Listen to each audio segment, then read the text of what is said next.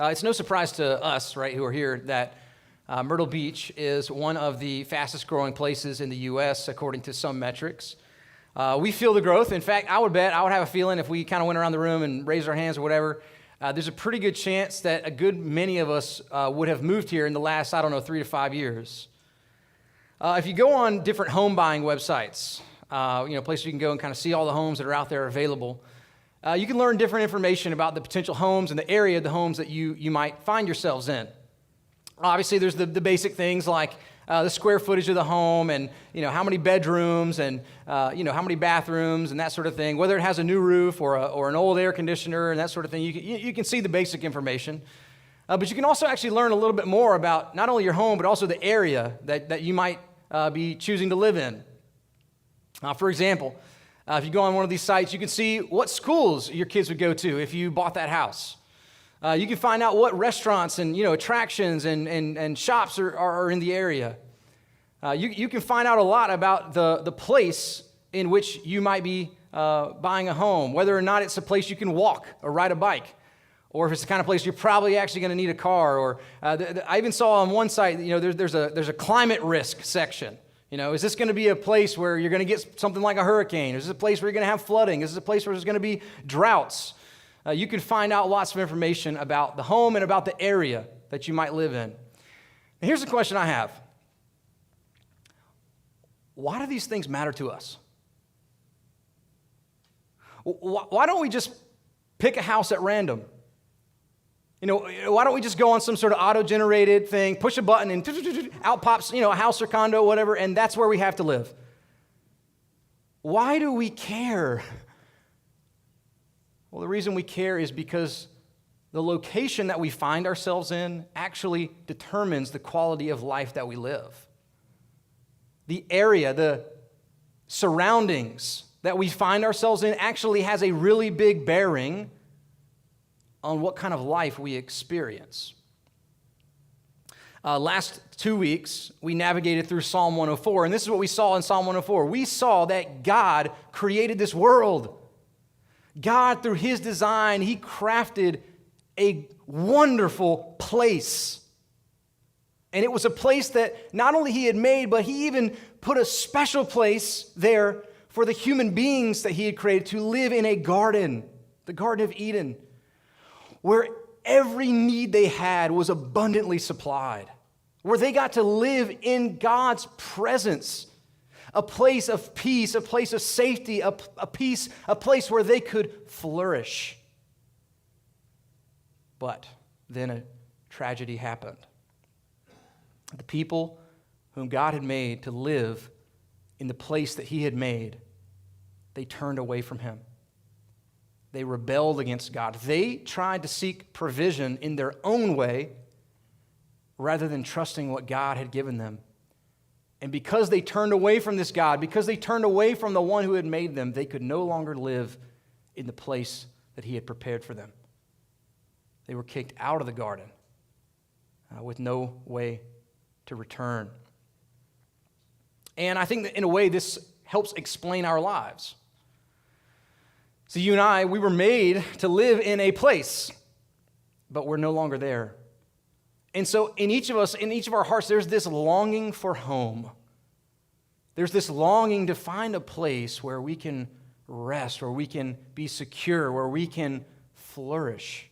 Deep down, we long for that place, and yet, no matter how hard we try, no matter how much we get on the internet or watch HGTV or whatever it is and try to craft these perfect little paradises for ourselves, no matter how hard we try, it's always just a little bit elusive. We can't quite get back home. Things break, tragedy strikes, and then eventually we die and we're snatched away. Here's what we're going to do over the next 2 weeks. We're going to spend 2 weeks in Psalm 105. But instead of covering the first half this week and then the second half next week, what we're going to do is we're going to take it more in sort of a logical sequence. See, Psalm 105 tells us that God actually has a plan to bring His people back into the place that He made for them. God actually has a plan to fix what we have broken. And so the question that we're going to be asking this morning is, how do we get to heaven? And then the question that we're going to ask next week is, how should we respond? So, this morning, the question, how do we get to heaven? Why do I say that that's the question? Well, look down in your Bible with me at verses 7 through 11 of this psalm. This is what it says. It says, He is the Lord our God. His judgments are in all the earth. He remembers His covenant forever, the word that He commanded for 1,000 generations, the covenant that He made with Abraham, His sworn promise to Isaac, which He confirmed to Jacob as a statute, to Israel as an everlasting covenant, saying, now this is the part I want you to key in on, to you I will give the land of Canaan as your portion for an inheritance. We've all probably heard the phrase, the promised land, right? Well, the promised land is just a novel phrase for a land that God had promised to Abraham and to his descendants. And this land, this promised land, plays a central role all throughout the Bible.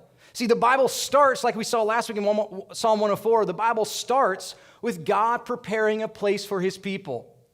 And then the fall happens, but God shows up to Abraham and He promises Abraham a place. And it gives us hope that maybe, just maybe, re-entrance back into God's place might be available to us. And then if you go all the way to the end of the Bible, what do you see? The end of the Bible is God's people in God's place, living in His presence forever. And so that place, that final place where we spend eternity with God, that place is what we call heaven. Heaven is the place that God has prepared for His people to live in His presence forever. So here's our question today. How do we get to that place? How do we get to heaven? First this morning, the first answer this psalm gives is that we will get to heaven through gracious protection. We will get to heaven through gracious protection. We live in a merit-based world. We sort of naturally think that God loves the people who are morally good in their life, and God hates the people who are a little deviant and off and don't follow His rules. That's how we naturally think this works. And so we sort of on a base level automatically believe that the way somebody gets into heaven is based on how they live their life. And Psalm 105 completely blows that myth to smithereens. Look at verses 12 to 15. We'll start there. It says, when they were few in number, of little account, and sojourners in it, wandering from nation to nation, from one kingdom to another people, He allowed no one to oppress them. He rebuked kings on their account, saying, touch not my anointed ones. Do my prophets no harm. Over and over and over again, the Bible tells us that God did not choose the nation of Israel because they were great and mighty. Instead, it was the exact opposite. God chose Israel because they were so small and so insignificant. In fact, when God chose them, it was just one man and his wife.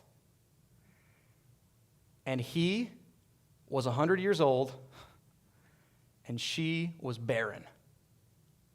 And God came to him and said, I'm going to give you a son. That son is going to become a great nation, and I'm going to give you a place as your inheritance to live forever. In Romans chapter 4, Paul gives us a little indication of how funny this is. Talking about Abraham, who God chose to start this project with. He says, he did not weaken in faith. Listen to this. When he considered his own body, Paul inserts this comment, which was as good as dead, since he was 100 years old. Or when he considered the barrenness of Sarah's womb.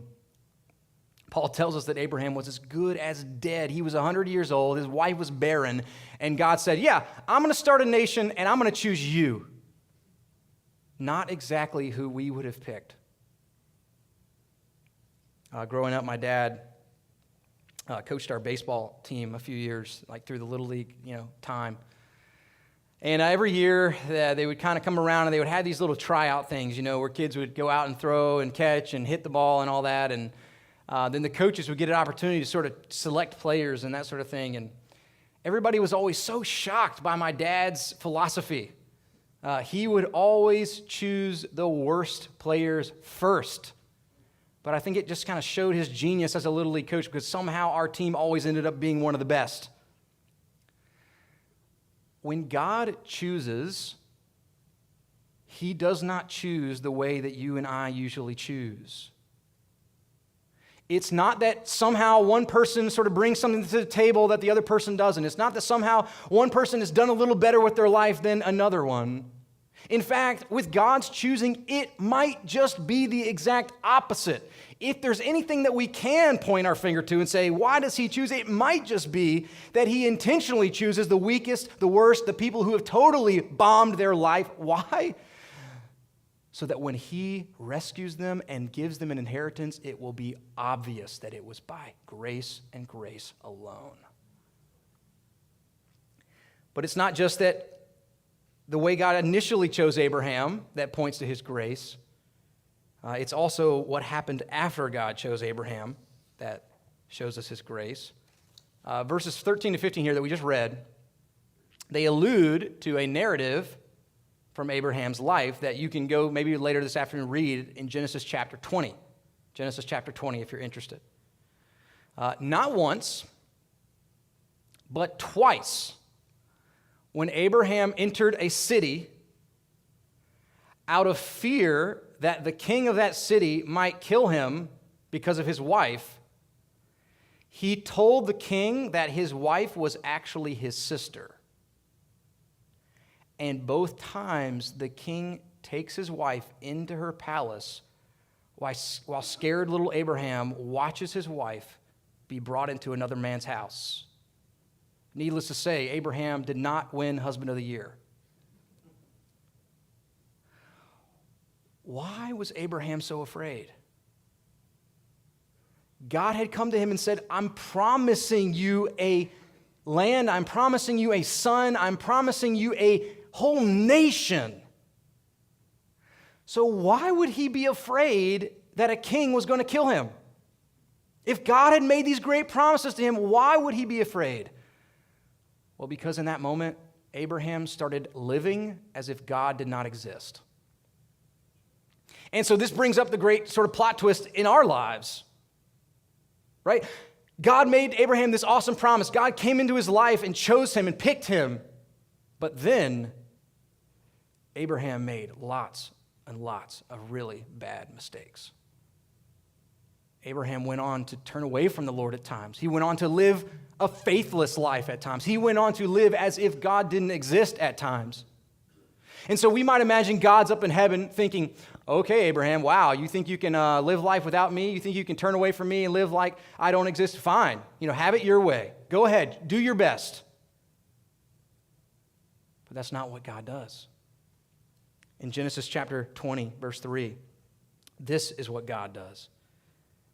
It says, but God came to Abimelech, who was the king who had taken Abraham's wife. God came to Abimelech in a dream by night and said, behold, you are a dead man because of the woman whom you have taken, for she is a man's wife.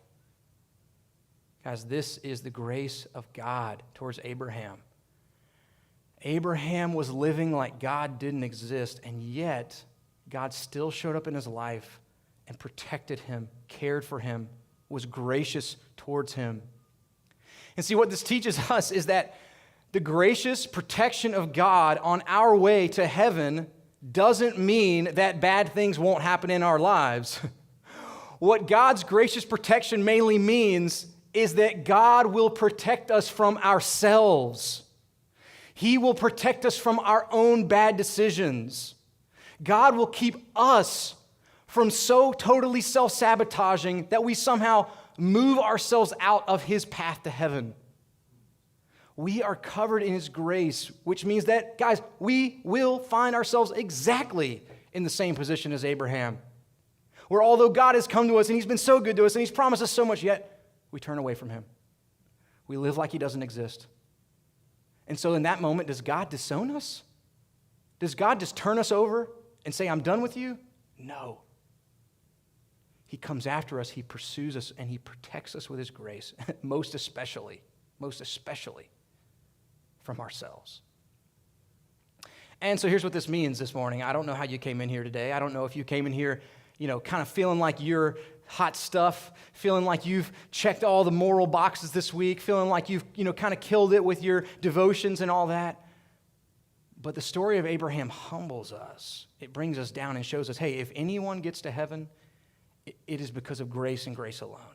If anyone ends up in that place that God has prepared for his people, it won't be because they merited it.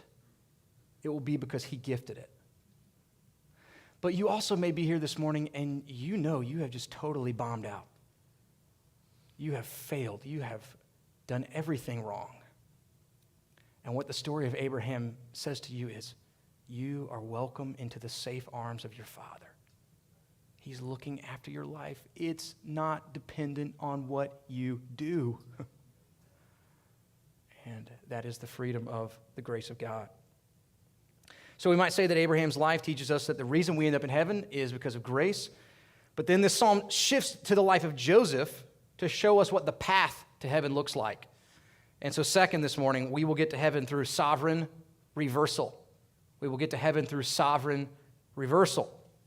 Just like we live in a merit-based world where we sort of think, hey, the good people get a leg up in life and the bad people, they have to deal with their consequences and that sort of thing. We also tend to think that the people who make it in life are the people who learn how to take control. That the people who succeed in life are the people who take hold of their destinies, who get a grip on their life. And that is why the story of Joseph is such a shock to our systems. It so clearly teaches that God is in control and we are not. And it so clearly teaches that in God's wisdom, he will not take us on the path that we would have chosen for ourselves. And that's a good thing.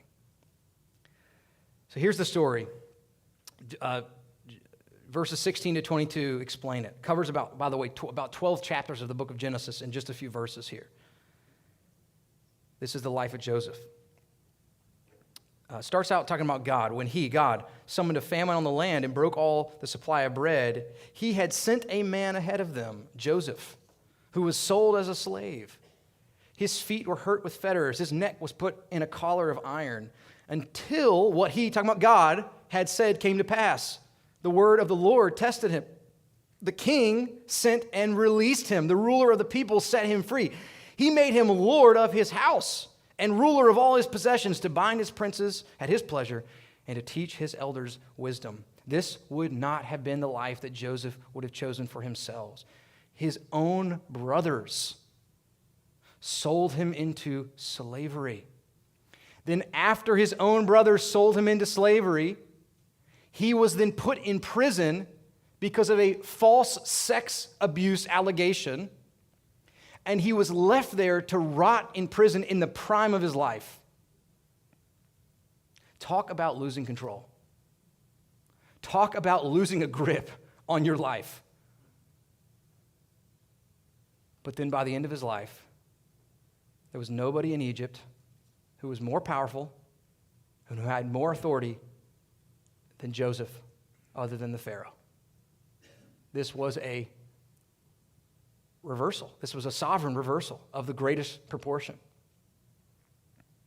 Now notice how throughout Psalm 105, it clearly teaches us the sovereignty of God. It tells us clearly that God is the one who brought the famine over the land.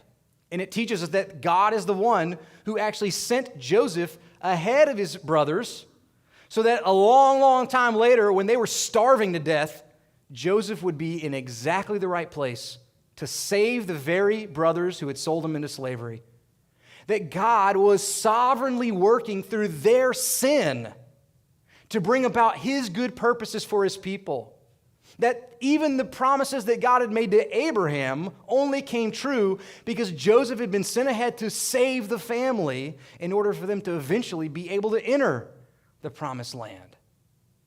God was sovereignly working. Joseph would not have chosen to be sold into slavery by his brothers. He would not have chosen to have a serious, false sex abuse allegation come against him. He would not have chosen to be put in prison in the prime of his life, and yet he was exactly where God wanted him to be. Not one moment of his life was in his own control, and yet not one moment of his life was out of God's control. Through these few verses, we see clearly the path that God took Joseph on. Here it is. It's pretty simple. Suffering and then glory. Descent and then ascent. Death and then resurrection. And this is God's path for his people on their way to heaven, on their way to the promised land. But this path of descent first, of suffering first, of death first, it makes us feel like we're losing control. And when you and I lose control, we tend to panic. When God sends us down, we start to, pull up as hard as we can. When God sends us towards death, we look for any way of escape. A few months ago, Allie and I watched this documentary about some of the 737 MAX Boeing planes that crashed a few years ago. Maybe you've heard about this. There was a new device that was created that was supposed to help these planes fly. But in both instances, the mechanism malfunctioned, took over the plane, and started diving the nose of the plane downwards. No matter what the pilots tried to do to take over, they could not recover control of the plane. And in both instances, the plane crashed. And sadly, 346 people died in these two incidents that occurred. Control matters. Who's in control makes a big difference. And when God is leading us to a place that we might not want to go, the temptation that you and I have is to grab the reins. The temptation that you and I have is to try to take back control of our lives, but we have a faulty system. And so we take over and we try to grab the reins and fix where we're headed, but we only end up plummeting our lives. The harder and harder and tighter that we try to hold grip over our lives, the worse and worse and worse it gets. So here's the great plot twist in Joseph's life. He knew that he and his family had been promised this amazing future. We learn at the end of his life, he knew where they were headed. He knew that God had told them that they were going to have this promised land. And yet his life just kept getting worse and worse and worse and worse. And you and I, as long as we live in this world, we will follow that same path. We will lose control. We will be falsely accused. We will be misunderstood. Our lives won't take the path that we thought they should take. But we shouldn't be surprised, because the same path that maps the life of Joseph is also the path of the life of Jesus. Suffering first, but then glory. Descent first, but then ascent to the right hand of God. Death first, but then a glorified resurrection. And so we will take the path of Joseph. We will take the path of Jesus. As we surrender to God, our lives won't go where we thought they were going to go. But, our God is the God of sovereign reversal. Our path to heaven will end in glory. It will end in resurrection power. So we see that the way we get to heaven is by grace, and that the path that we're going to take, it might be descent first. Might be suffering first, it might be death first, but then it will mean glory, resurrection, life. Psalm 105 continues the story with Moses and the Israelite exodus out of Egypt. If you're interested, by the way, this short psalm covers 5 whole books of the Bible, which is outstanding. And we are going to cover the whole thing. So, wow. How do we get to heaven? Third, this morning. We'll get to heaven through a mighty deliverance. We get to heaven through mighty deliverance. After a few hundred years have passed since God originally made the promise to Abraham, where God's people find themselves as far as you could possibly imagine away from the promise. They found themselves enslaved in a foreign country under a tyrannical king who both made it his job to make their lives terrible and who was murdering their babies. This is where they found themselves. A people who had been promised amazing things, totally enslaved. Now, just as we intuitively, you and I think that we somehow have to take control of our destinies, we also live in a time and place where the myth, the idea of how to get life is through some sort of self-liberation project.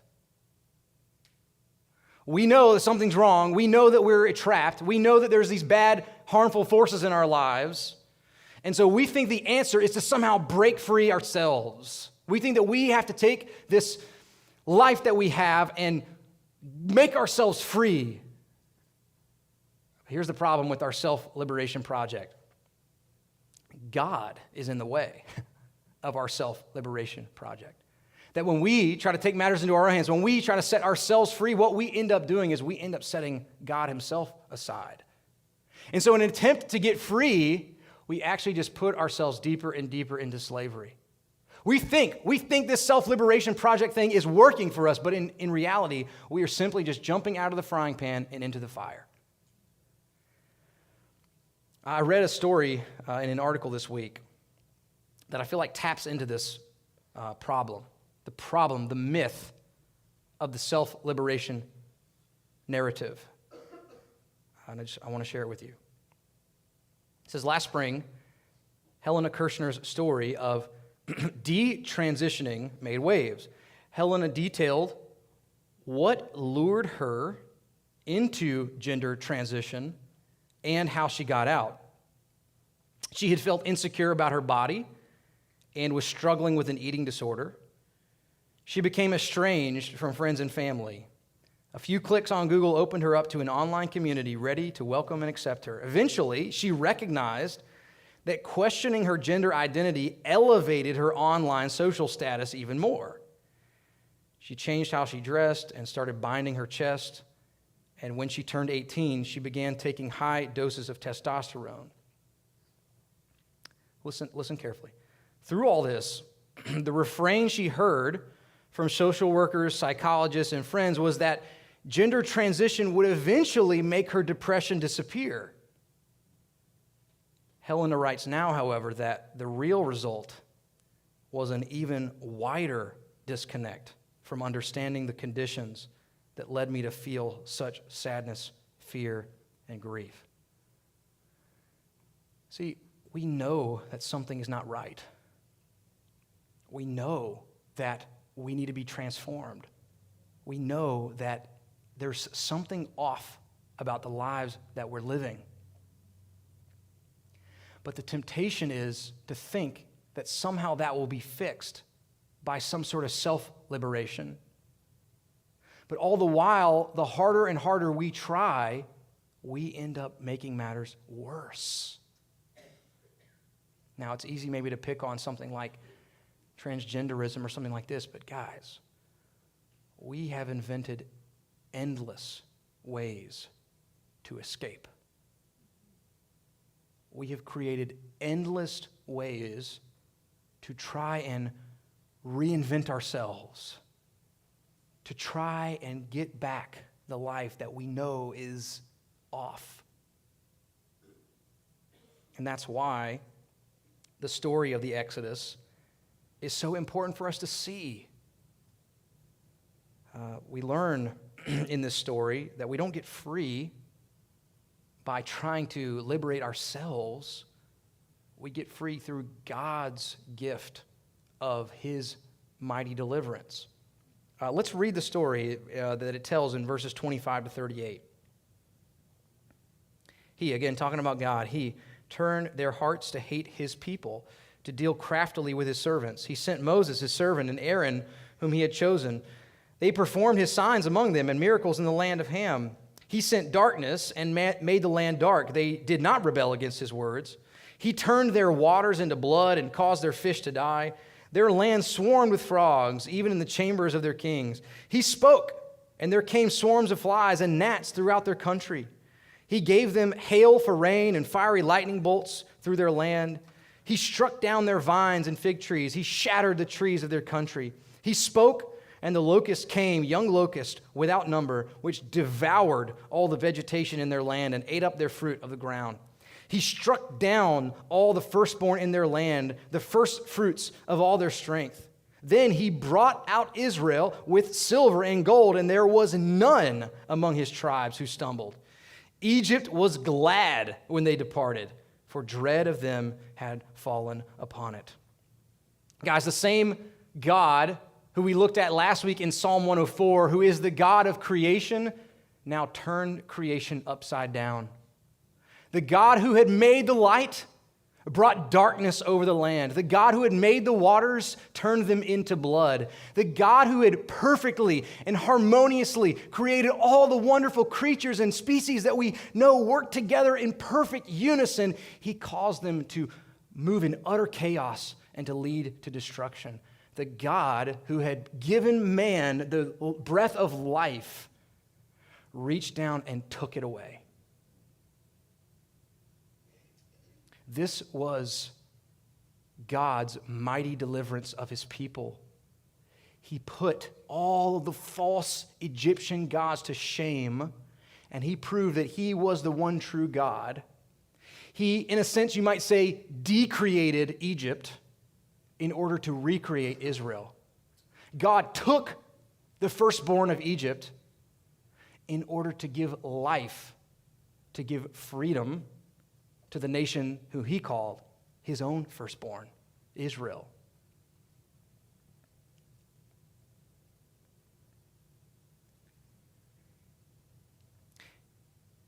Here's the difficult thing when we look at the story of the Exodus. The only way that God's people were going to end up in the land that he had promised them was for them to be set free.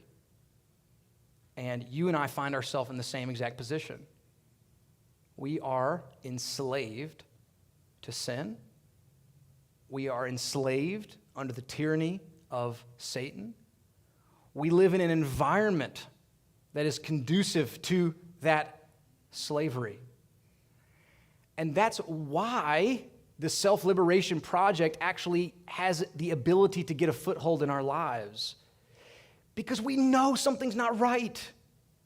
We are slaves. We are broken. We do need to be transformed. But what the Exodus shows us is that it won't come through self-liberation. It will come through God's mighty deliverance. And that is exactly what he has given us through his Son, Jesus Christ. The rescue, the freedom, the emancipation of Israel out of Egypt simply prefigured the greater and more important Exodus that sinners would get to receive from freedom of their sin through Jesus Christ. That just as Pharaoh's firstborn son was killed so that Israel could be set free, God's firstborn son would be killed so that you and I could be set free. That if Egypt had to be decreated in order that Israel could be recreated, what we see is that Jesus Christ himself went down into death, was resurrected, so that you and I could be made new. Guys, We will be made new. We are made new through Jesus Christ. But it's God's mighty deliverance. It's not something that we do ourselves. It's His transforming power. It's His transforming love. Here's a question I want you guys to consider today. Meditate on. Maybe talk over lunch or at home when you get home. What showed God's power more? When God rescued Israel out of the slavery of Egypt, or when God rescues a sinner out of the slavery of their sin? Let me say it one more time so you can, I want you to think about this today. Meditate on this, chew on this, have a conversation over lunch. What shows God's power more? Rescuing Israel out of the slavery of Egypt, or rescuing a sinner out of the slavery of their sin? I think that'd be great meditation for you for the rest of the day. So here's what we're seeing.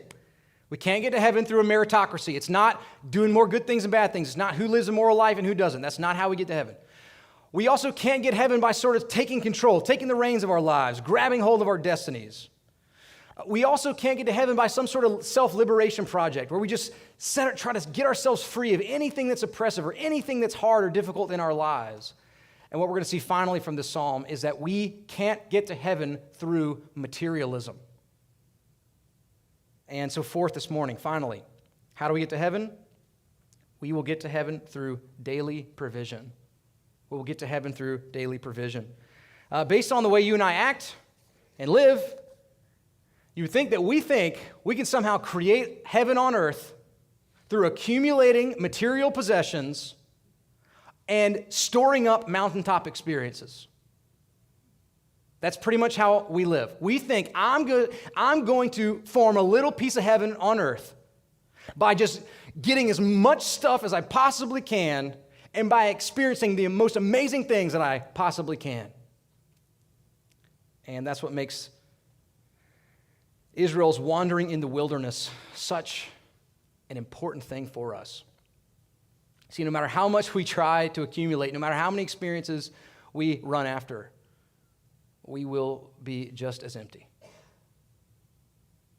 Can't fill the void. But look how God cared for His people with daily provision on their way to the promised land. Verses 39 and 41 say it like this. He spread a cloud for a covering and fire to give light by night. They asked, and He brought quail and gave them bread from heaven in abundance. He opened the rock and water gushed out. It flowed through the desert like a river. So here's the weird thing about the Exodus. God brings His people out of Egypt, and they cross over the Dead Sea, and they go into not the promised land. They go into the wilderness, a dry and barren place where not even their basic needs are met. A few million people with no food and no water. But this is what God's people learn in the wilderness. This is what God's people learn when they're in a dry and barren place. God can bring the promised land to you. When God broke the rock open so that water would flow, when God rained down quail and bread from heaven to care for His people, He was showing that while they weren't yet in the promised land, He could bring the promised land to them. While they weren't in heaven yet, they weren't to the final place yet, God could bring the final place to them to sustain them on their journey to the place that they were headed. I spent a few summers in my college years working at a summer camp. It's really the only time in my life, where I've spent a significant amount of time away from home, like really home. Like, you actually have a place that you live, but you're away for a few months kind of thing. And, while I was there, I wanted to kind of feel like home a little bit. And so I brought some things with me. Some of y'all know I like to play music, so I brought my guitar with me. I brought some pictures of people, that I want to remember that sort of remind me of home. I even brought my own pillow and blankie. I wanted to feel like I'm in my own bed, kind of thing. Allie and I at the time, who's now my wife, we were dating, and we were apart, we were apart 2 whole summers. So we wrote letters back and forth, and even though we weren't, technically in the same place, it was like getting one of those letters just sort of felt like she was right there, just sort of felt like I got to experience her in a way, even though we weren't physically present. Maybe if anything, it just sort of heightened our excitement to finally be back together again. Well, guys, this is the secret of the Christian life, that while we aren't in heaven yet, God brings heaven to us. That while we aren't yet there in our final place where all will be well, and there will be this peace, and there will be flourishing, and we will be safe in our heavenly Father's arms, God brings heaven to earth. In the person of Jesus Christ, when Jesus arrived, Jesus specifically told us that he was the true bread that God had sent from heaven. Jesus specifically told us that he was the water from the rock that came to satisfy our souls. We got to see heaven come to earth in Jesus Christ. And after Jesus lived and died and rose from the dead and was ascended back to the right hand of the Father, guess what he did? He sent his Spirit to come and live in the hearts of anyone who would put their trust in him. We aren't in heaven yet, but Jesus sends heaven to us. If we seek to satisfy our souls through accumulating material possessions or running after mountaintop experiences, if we dump all that we can possibly dump up to the whole world, we will be just as empty. Home will be just as elusive. But we have this Father, this Heavenly Father, who knows exactly what we need.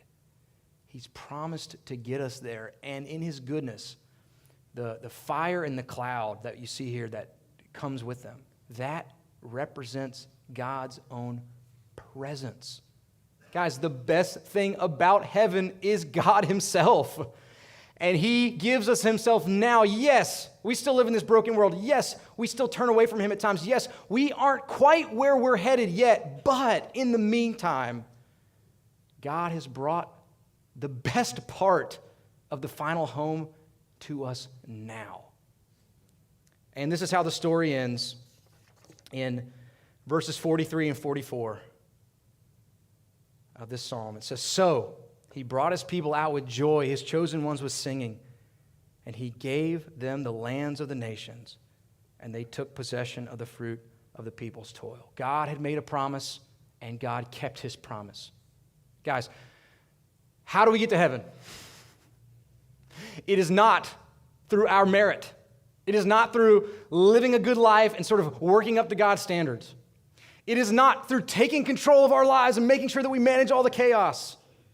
It is not through some sort of self-liberation project where we reinvent ourselves and we transform ourselves and we throw off all the bonds of anything terrible or hard in our lives. And it is certainly not through the accumulation of material possessions or mountaintop experiences.